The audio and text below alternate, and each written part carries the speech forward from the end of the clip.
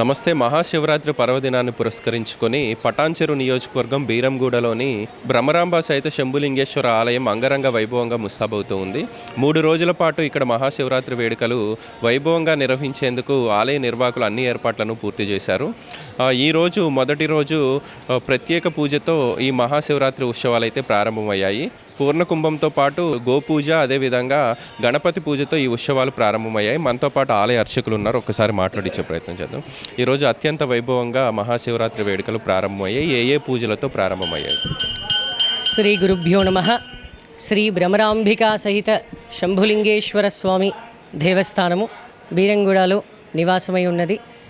కావున ఈరోజు మహాశివరాత్రి ప్రారంభోత్సవ సందర్భంగా ముందుగా ఆలయ ప్రవేశం చేయడం జరుగుతుంది. గోమాత పూజ, తర్వాత ధ్వజారోహణము, తర్వాత మహాగణపతి అభిషేకము, స్వామివారికి ఏకవార రుద్రాభిషేకము, తదుపరి అమ్మవారికి విశేషమైన కుంకుమార్చనలు నిర్వహించడం జరుగుతుంది.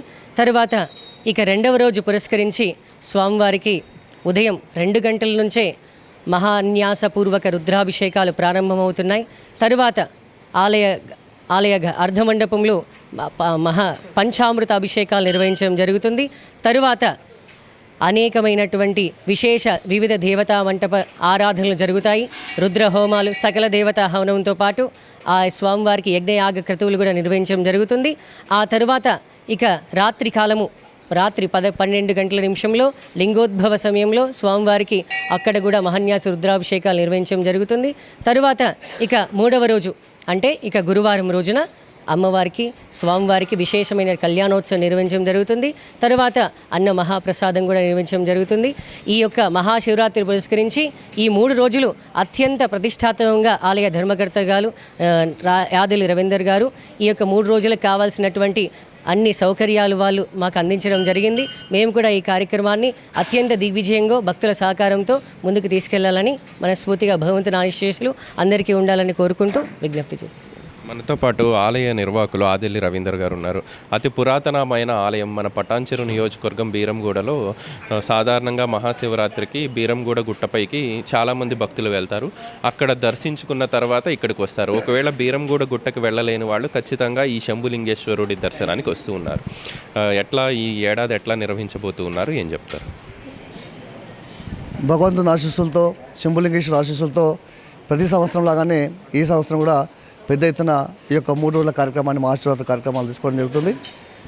మరి మీ అక్కడి భక్తులకు అందరికీ తెలుసు, ప్రజలకందరికీ తెలుసు, ఈ యొక్క శంభులింగేశ్వర ఆలయంలో మహాశివరాత్రి ఉత్సవాలే కాకుండా కార్తీక మాస ఉత్సవాలు, శ్రావణ మాస ఉత్సవాలు, మరియు వినాయక చవితి ఉత్సవాలు, నవరాత్రులు, ఈ విధంగా అనేక కార్యక్రమాలు ఇక్కడ స్వామివారి సేవలు అందిస్తూ, భక్తులు విశేషంగా పూజలు అందిస్తూ మరి ఇక్కడ భక్తులంతా కూడా వేల సంఖ్యలో ఈ యొక్క ఆలయాన్ని దర్శించుకోవడం జరుగుతుంది.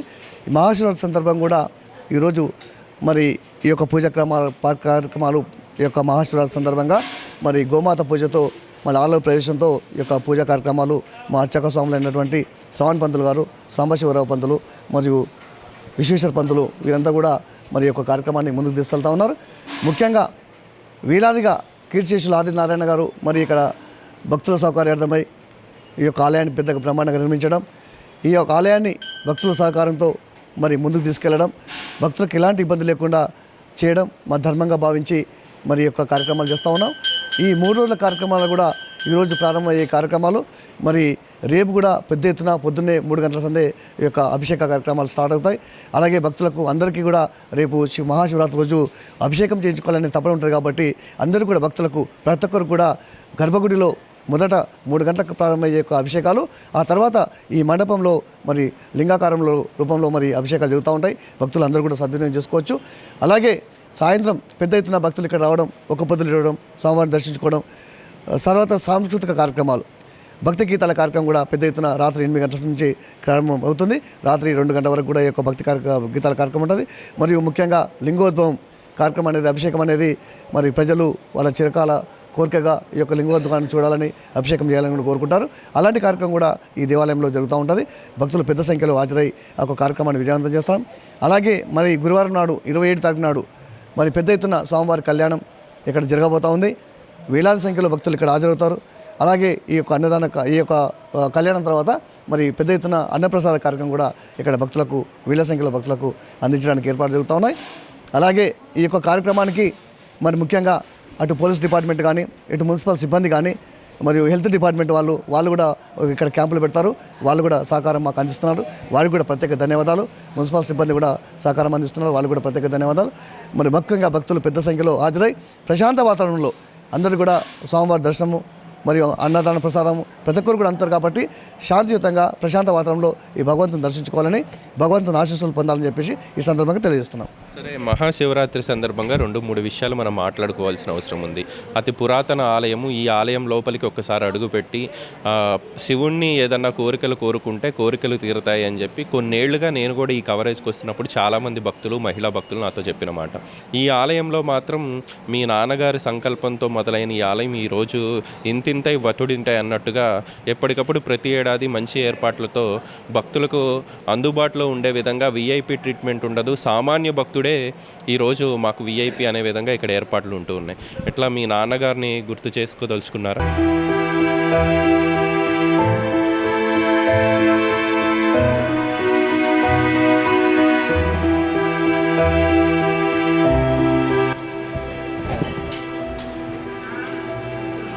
వేలాది మంది భక్తులు ఈరోజు ఆదెల్లి నారాయణ ఎవరో తెలియకపోయినా ఆదెల్లి కుటుంబ సభ్యులు చేసే ఏర్పాట్లలో ఆదెల్లి నారాయణని చూస్తూ ఉన్నారు. ఎందుకంటే ఒక గొప్ప కార్యక్రమాన్ని, అద్భుతమైన ఆధ్యాత్మిక కార్యక్రమాల్ని ఆదెల్లి నారాయణ గారు ఒక మెట్టేస్తే దాన్ని మీరు ముందుకు తీసుకెళ్తూ ఉన్నారు. ఏం బాధపడద్దు రవీందర్ గారు, ఎందుకంటే ఈరోజు వేలాది మంది ఆ దేవుడి కృపకు పాత్రలు అవుతూ ఉన్నారంటే మీ కుటుంబం ఈ ఆలయం నిర్మించడమే కానివ్వండి, ఇంత గొప్ప ఏర్పాట్లు చేయటం వల్లే ఈరోజు ఇక్కడ ప్రజలు సుభిక్షంగా ఉన్నారు. బాధపడద్దు. వారి యొక్క ఆశయం ఇక్కడ చిన్న పురాతనమైన దేవాలయం ఉండడం, మరి భక్తులు అనేక రకాల ఇబ్బందులకు గురి కావడం, ఈ దేవాలయాన్ని గతంలో ఎవరు కూడా కొద్దిగా పట్టించుకోకపోవడం, భక్తులు అనేక రకాల ఇబ్బందులు ఎదుర్కోవడంతో వారి సంకల్పం గుడి నిర్మించాలనే సంకల్పం రావడంతో మరి గుడి నిర్మించేటప్పుడు కూడా ఎన్ని ఇబ్బందులైనా ఏదైనా ఆ భగవంతుని ఆశీస్సులతో మరి ఆదల్ నారాయణ గారు ఈ యొక్క దేవాలయాన్ని పూర్తి చేయడం, తర్వాత క్రమంలో కూడా వారి ఆశయాల మేరకు ఒక దేవాలయం ఉందంటే అక్కడ నిత్య అర్చనలు, నిత్య పూజలు జరుగుతుందంటే ఉండాలంటే దాని మన ధర్మము, మన శాస్త్రం చెప్పేది ఏంటంటే ఈ ప్రాంతం అంతా బాగుండాలని, ఎక్కడైతే పూజా అర్చన కార్యక్రమం అవుతాయో, ఎక్కడైతే మంత్రోచరణ అవుతుందో ఆ ప్రాంతం అంతా సుభిక్షంగా ఉండాలని ఈ యొక్క మన శాస్త్రం చెప్తుంది, మన యొక్క గ్రంథాలు చెప్తాయి, మన సంస్కృతి చెప్తుంది. దాని ఆధారంగానే ఈ ప్రాంతం అంతా బాగుండాలి, ఈ ప్రాంతం అంతా సుభిక్షంగా ఉండాలి, ఈ ప్రాంత ప్రజలందరూ కూడా శివుని దర్శించుకోవాలి, శంభులింగేశ్వర ఆశీస్సులు ఈ ప్రాంత ప్రజలకు ఉండాలని ఆశయంతో ఒక గొప్ప సంకల్పంతో తీసుకునే మేరకు వారి యొక్క నిర్మాణం చేయడం. ఆ తర్వాత క్రమంలో వారి కుటుంబ సభ్యులుగా మరి ఇక్కడ మా నాన్న ఆశయాలకు లోటు లేకుండా, ఎలాంటి ఇబ్బంది కాకుండా ఖచ్చితంగా ఈ యొక్క దేవాలయాన్ని ముందుకు తీసుకెళ్ళడం జరుగుతూ ఉంది. ముఖ్యంగా భక్తుల సహకారంతో, మరి ఇక్కడ ప్రజల సహకారంతో, గ్రామ పెద్దల సహకారంతో అంతోతరంగా ముందు తీసుకెళ్తూ ఇక్కడ అనేక రకాలుగా మరి మా అర్చక సాములు కూడా మాది ఒక కుటుంబ వ్యవస్థతో నడుస్తున్న ఈ యొక్క దేవాలయం చెప్పుకుంటే అనేక ఇబ్బందులు కూడా ఉంటాయి. ఒక్కొక్కసారి మా పంతులకు కూడా మరి సాలరీస్లు ఒక 1 మంత్ లేట్ అయినా, ఒక రోజు లేట్ అయినా, 2 రోజులు లేట్ అయినా వారు కూడా ఓపికతో మాకు సహకరిస్తూ వారికి కూడా ఇబ్బందులు ఉంటాయి. అనేక రకాలుగా మా కుటుంబమే అన్ని రకాలుగా సేవలు అందించాలి కాబట్టి మమ్మల్ని కూడా వాళ్ళు అర్థం చేసుకొని ఒక రోజు అటు ఇటైనా ఇటైనా పేమెంట్ విషయంలో కూడా ఎక్కడ ఇబ్బంది పెట్టకుండా, ముఖ్యంగా భక్తులకు ఏ భక్తులు వచ్చినా నేను బయట ఎంక్వైరీ చేస్తుంటాను. ఎందుకంటే ఇతర ప్రాంతాల్లో దేవాలయాల్లో ఎంత మంచి దేవాలయమైనా అక్కడ అర్చకులు చేసే ప్రవర్తనతో కానీ అక్కడ మేనేజ్మెంట్ చేసే ప్రవర్తనతో భక్తులు బాగా ఇబ్బంది పడుతూ ఉంటారు. అలాంటి ఇబ్బంది రానియొద్దని ఉద్దేశంలోని మా యొక్క అర్చక స్వాములకు మేము భక్తులకు కూడా ఎప్పుడు తెలుసుకుంటాను ఏంది విషయం అని. ఎక్కడ కూడా భక్తులు ఇక్కడ అర్చక స్వాములు బ్రహ్మాండంగా చేస్తున్నారు, మాకు పూజలు మంచిగా అందిస్తున్నారు, మంచి సేవలు అందిస్తున్నారు స్వాములకు. Time to time morning 5 o'clock గుడి ఓపెన్ చేయడం, మరి సాయంత్రం మరి 5 గంటలకి ఓపెన్ చేయడం, టైం టు టైం మెయింటైన్ చేయడం. ఎక్కడ కూడా ఏ రోజు కూడా అది పండుగ కానీ, పబ్బం కానీ, ఉత్సవాలు కానీ, ఏ రోజు కానీ ఎక్కడ కూడా భక్తులకు ఈరోజు గుడి లేట్ అయింది, లేకపోతే తొందరగా పోసేసారు అనే ఎక్కడ కూడా కంప్లైంట్ లేకుండా ఈ విధంగా బ్రహ్మాండంగా 3 పంతులు, ఒకవేళ వాళ్ళకి ఏమైనా ఇబ్బంది ఉన్నా 2 పంతులు ఖచ్చితంగా వాళ్ళు అరేంజ్ చేసుకుంటారు. మేము చెప్పాల్సిన అవసరం లేదు. ముఖ్యంగా ఈరోజు ఈ దేవాలయం ఇంత మంచిగా నడుస్తుందంటే కూడా మా అర్చక స్వాములు మరి వారి భక్తులకు ఇస్తున్న గౌరవం, భక్తులు కూడా మా అర్చక స్వాములకు ఇస్తున్న గౌరవం. ముఖ్యంగా మరి ఈ విధంగా ఈ ప్రాంతంలో అన్ని రకాలుగా అభివృద్ధి చెందాలని మా అర్చక శాఖల సహకారంతో ఈ దేవాలయాన్ని ఖచ్చితంగా ముందుకు తీసుకెళ్తాం. ఏది ఏమైనా, ఎంత కష్టమైనా, నష్టమైనా మా ఆదెల్లి నారాయణ గారు నిర్మించిన ఈ ఆలయాన్ని ఖచ్చితంగా ఓపెన్గా చెప్తున్నాం. మా సొంత ఆస్తులు కూడా కూడబెడతాం, మా సొంత ఆస్తులు కూడా ఖర్చు పెడతాం, ఈ గుడిని దేవాలయాన్ని ఈ ప్రజలకు అందిస్తాం. ఖచ్చితంగా ఈ ప్రాంత ప్రజలకందరూ కూడా సుభిక్షంగా ఉండేటట్టు మా నాన్న కోరిక ఏదైతుందో ఖచ్చితంగా ఈ ప్రాంతంలో ఒక బ్రహ్మాండమైన దేవాలయంగా నిర్మిస్తాం. ఎవరిని చాచము, ఎవరైనా భక్తులు ఇస్తే తీసుకుంటాం తప్పించి చేచాచి అడిగే ప్రసక్తి లేదు, చేయం కూడా, ఇంకా ముందు కూడా చేయం. ముందు గతంలో చేయాలి, ఇప్పుడు కూడా చేయం. ఇది కూడా ఓపెన్గా స్కానర్ పెట్టినాం, ఎవరైనా భక్తులు ఇష్టం ఉంటే డొనేట్ చేసుకోవచ్చు. అంతే తప్పించి ఎవరిని ఇబ్బంది పెట్టే పరిస్థితి ఉండదు, భక్తులను ఇబ్బంది పెట్టే పరిస్థితి ఉండదు. భక్తులు స్వచ్ఛతంగా వచ్చి చెల్లించుకోవచ్చు. అంతే తప్పించి భక్తులను మీరు ఇంత ఇవ్వాలి అంతే ఇవ్వాలి అనేది ఎవరు కూడా అడగరు, ఎక్కడ కూడా అడగరు. కాబట్టి భక్తులు ఒక ఒక మంచి వాతావరణంలో వచ్చి ఇక్కడ దర్శనం చేసుకొని ప్రశాంతంగా వెళ్ళవలసిందిగా. ముఖ్యంగా భక్తులు మేము ఒకటే కొడుతున్నాము, ఇక్కడ ఏర్పాట్లో ఎక్కడ ఏం జరిగినా ఏం చేసినా ప్రశాంత వాతావరణంలో ఏమైనా డౌట్స్ ఉంటే మనల్ని అడగండి, చెప్తాము, క్లియర్ చేస్తాము.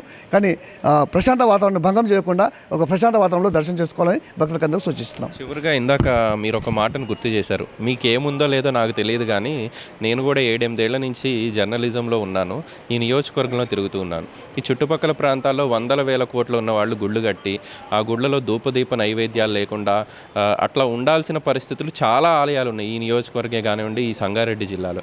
కానీ ఇక్కడ ప్రతిరోజు పూజలు నిర్వహిస్తూ ఉన్నారు. ఈ భక్తులందరికీ అందుబాటులో కొంత ఖర్చుతో కూడుకున్న పనైనా మీరు అందరూ బాగుండాలని చేసే ఈ ప్రయత్నం సఫలీకృతం అవుతుందని నేను అనుకుంటూ ఉన్నాను. చివరిగా ఏం చెప్తారు?